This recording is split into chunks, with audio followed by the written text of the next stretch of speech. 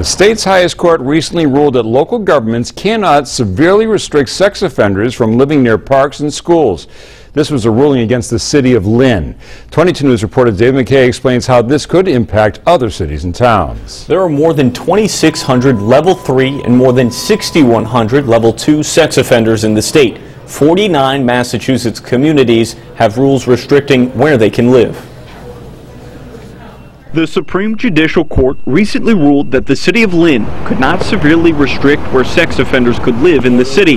The Lynn ordinance prohibited Level 2 and 3 sex offenders from living within 1,000 feet of parks or public, private, or church schools, effectively banning them from 95% of their geographic area. If every city and town passed something similar, there would be no place for them to live. More than 40 communities restrict where Level 2 and 3 sex offenders can live, those with a higher risk of reoffending. Several years ago, Springfield City Council passed a similar ordinance prohibiting Level 2 and 3 sex offenders from living 500 feet within a school. Now the city has to review those rules and regulations. The SJC said that local governments have no authority to adopt their own ordinances because they go beyond the 1999 state law, which monitors sex offenders and notifies the public.